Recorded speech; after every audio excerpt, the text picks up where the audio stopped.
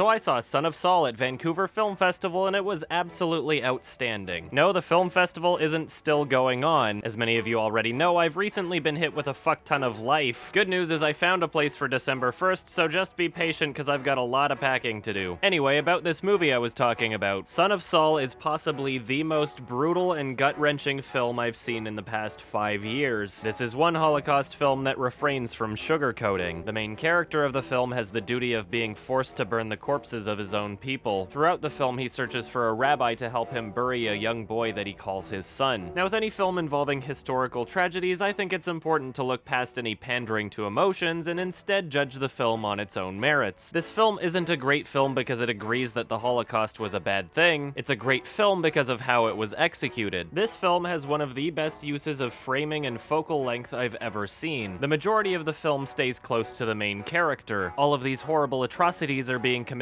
around him, but for the most part you only see it in the background. And not only does refraining from emphasizing those things make it all seem much more brutal and real, but there's a truly disturbing and off-putting feeling that comes from never being able to escape that perspective, much like the aspect ratio of the film making us feel more trapped. Why? I was trying to make the portrait of a man.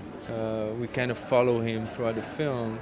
The portrait of a man makes sense if it's reduced in scope. And I didn't want to make the kind of an epic out of the human suffering. I wanted to give a human reference point, and that's more or less the face of a human. When a film doesn't go out of its way to shove each moment of action in your face, but instead allows you to observe it, it makes it easy to forget that you're actually watching a film. Many of the shots involving dozens of extras and precise coordinated actions went on seamlessly for several minutes. So not only does that also add to the realism, but it makes the film a much more impressive one at that. It's difficult to believe that this is the director's first feature-length film. The film got quite the buzz at Cannes and even took home the Grand Jury Prize. The only minor issue I have with the film involves passage of time and makeup, but otherwise the film is virtually flawless. I would highly recommend you see this film as soon as you can, and it looks like it's getting some sort of an American release in December. It's brutal, uncompromising, and really fucking impressive. And I'm giving this one a 6 out of 10. Just kidding, I'm giving it a 9. 9, 9, 9, 9, 9, 9!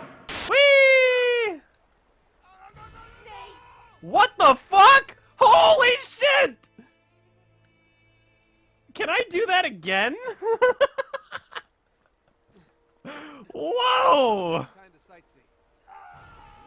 Yes! Oh my god!